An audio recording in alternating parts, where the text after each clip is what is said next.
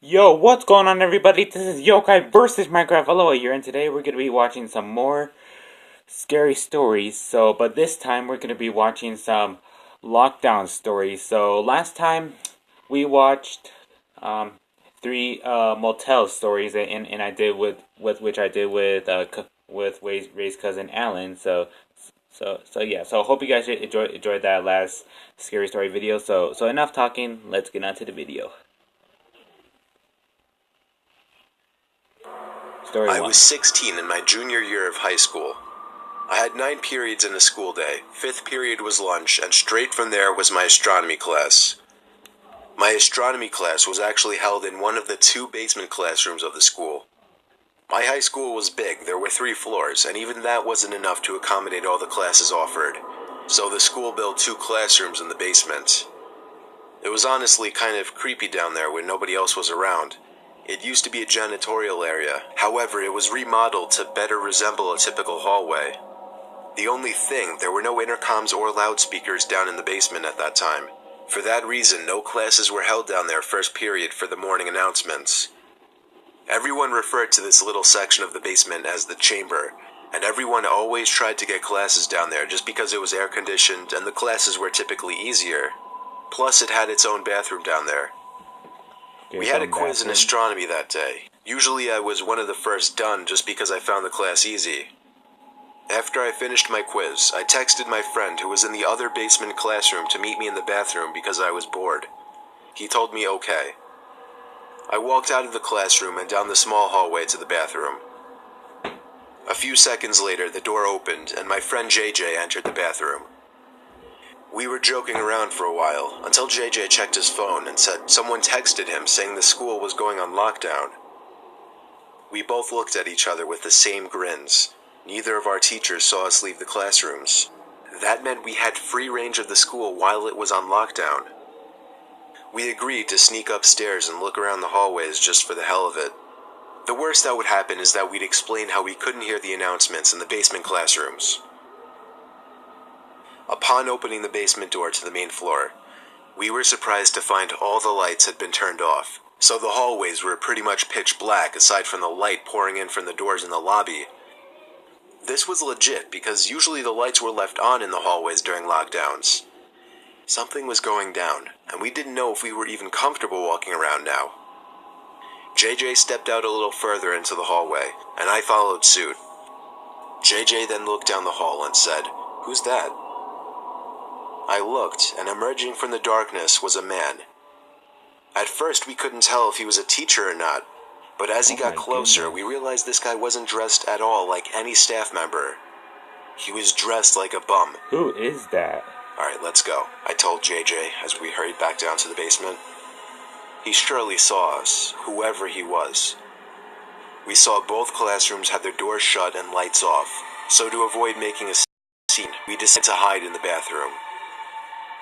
I shut the light first thing, and then we both went to hide in the corner stall. There was complete silence in the room, no ventilation, no heaters, nothing. Just the sound of me and JJ breathing, and an occasional drip from the sink. The door to the bathroom suddenly opened, and light from the hallway poured into the bathroom for a brief moment. The door shut, and the bathroom was once again pitch black. Me and JJ tried our best to control our breathing. The room was so silent that we could hear somebody walking over to our side of the bathroom. The person stopped and started breathing really heavily, as if they were out of breath. Me and JJ were both scared to death. JJ did something very dumb. He whispered in my ear, "We have to crawl out through the other stalls." The room was so silent, however, that even JJ's whisper could be heard from across the room. The heavy breathing outside the stall stopped, and the person tried pressing the stall door in. That was when I whispered, "Go, go," to JJ. We both crawled under the side wall to the next stall over, and then the next stall, and then finally out to the other side of the bathroom. The person was now full on banging on the stall door. Me and JJ hopped up off the floor, opened the door, and as the light filled the room again, we saw the guy from upstairs in the corner. We pounded on the door to JJ's class. The teacher let us in within seconds. JJ explained everything as the teacher locked the door, mentioning a gun sticking out of the man's pocket. I was shocked to hear this because I didn't see a gun, but I went along with it anyway. Usually a bunch of high school students would be laughing their asses off at two students causing a scene like this, but I noticed all the kids sitting in the corner looked concerned. A sudden bang at the door made everyone jump, and a couple of girls squeal out of fear. JJ, the teacher, and I could see the man standing at the door, looking through the window while trying the doorknob. After a few bangs on the door, out of what seemed to be anger, he turned and walked down the hallway back to the stairs. We don't know how much longer the lockdown went on for, but for over an hour we sat in silence in the room, other than the teacher occasionally asking me and JJ questions in a very concerned tone, shaking his head after everything we would tell him. Eventually, somebody from upstairs called the teacher, and he instructed all of us to single file walk up the stairs and out of the building, where we would be greeted by cops. Me and JJ did the best we could at describing the man to the cops and to the dean. One of the cops patted me on the back, and we were sent off to go home. After this incident, the school installed cameras everywhere and ramped up the security budget.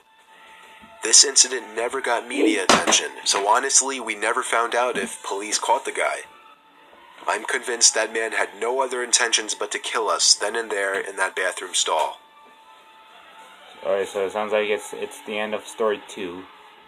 So, on to story... Wait until it pops up. Wait until... Alright, now to story 2. Alright, story 2. I'm a retired New Jersey police officer. Throughout my 20 years in the force, the most disturbing call I ever received was for a school lockdown happening at a nearby middle school, of which I'll leave out the name for legal reasons. It happened on a stormy, dark day. My car number was called on the radio to respond to a lockdown, where a suspicious-looking man was seen stepping out from a white van parked behind a school and walking into the back door by the boys' locker room. I pulled up to the back parking lot of the school, right next to the white van. Why Nobody was inside, and all the doors and trunk were locked. I opened the red back door that entered into the gym hallway, right by the locker rooms. Okay, guys, so Ray's gonna be joining me. The main lights had been turned off, so the whole inside of the school was dark. I unholstered the flashlight from my belt and used it to navigate the halls. I made it to the lobby of the school, where a woman emerged from the front office quietly, telling me to check the boys' locker room, but to be careful because the person might be armed. I called for backup on my radio and was assured backup was already on the way. Yo, enough with the light. I made it back to the hallway I entered from, where I found the boys' locker room right next to the exit. I pushed it open very quietly. There were no windows in the rooms, therefore there was no light whatsoever in that locker room. Only the light provided by the flashlight. There was a white noise in the room, some kind of vent on the ceiling blowing air. But even over that, I was hearing faint scratching type noises, or little dings on the locker doors from the other side. I was supposed to make my presence as a police officer known, but honestly, I was just too scared. The tension in the room was insane. I held my flashlight in one hand and my gun in the other as I snuck to the other side of the locker room. It seemed like wherever I was in the room, the dings and thuds would be coming from the other side.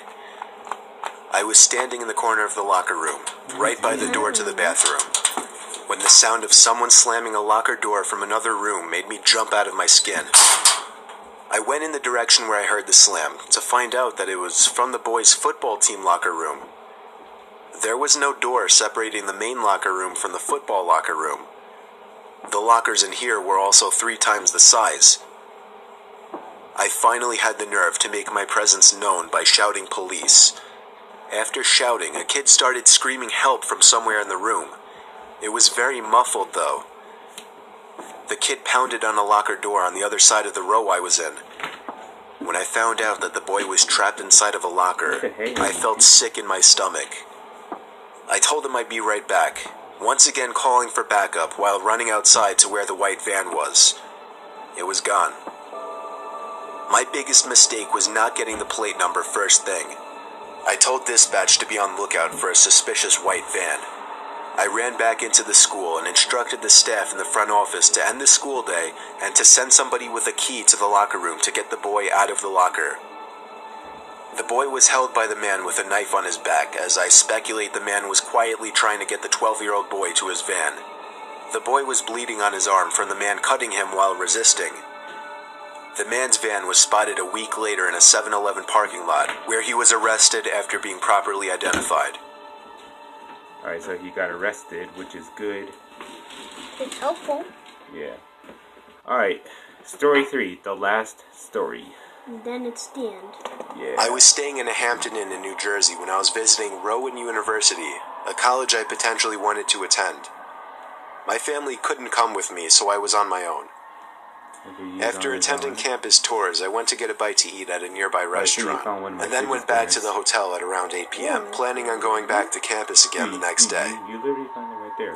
I saw About it. an hour after returning to my room, a strange alarm started going off in my room, along with a white light flashing from the corner of the ceiling.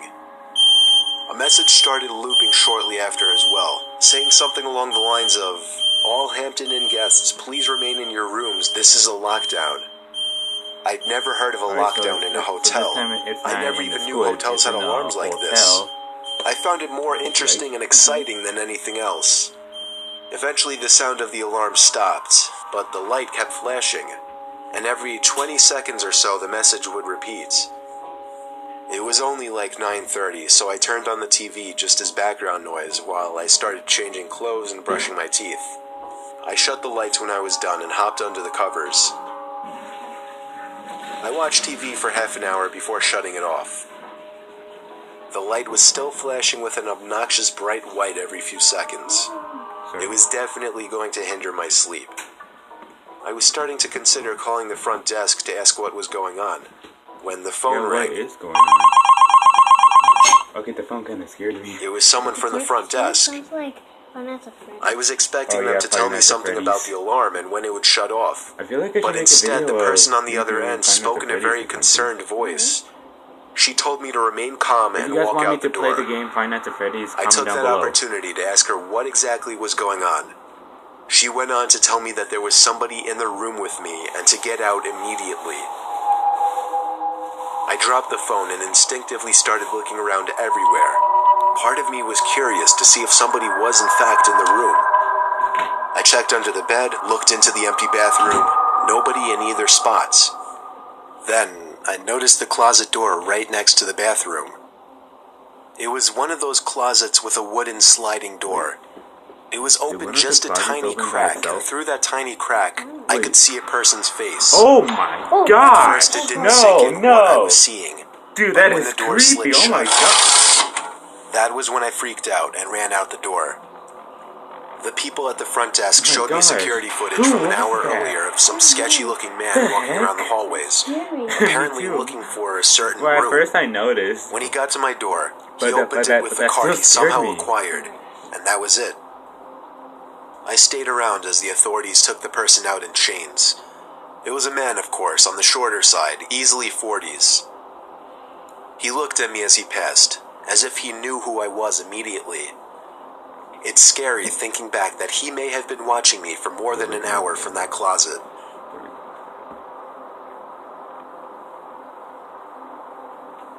Well, that's it. Yep. Guess we're gonna end the video here. Yep. But still, that man's face kind of scared me. I know, me too. Yeah, so anyways guys, so hope you guys enjoyed this video. If you guys like this video, leave a like, subscribe, and leave a comment down below. So as I always say, thanks for watching.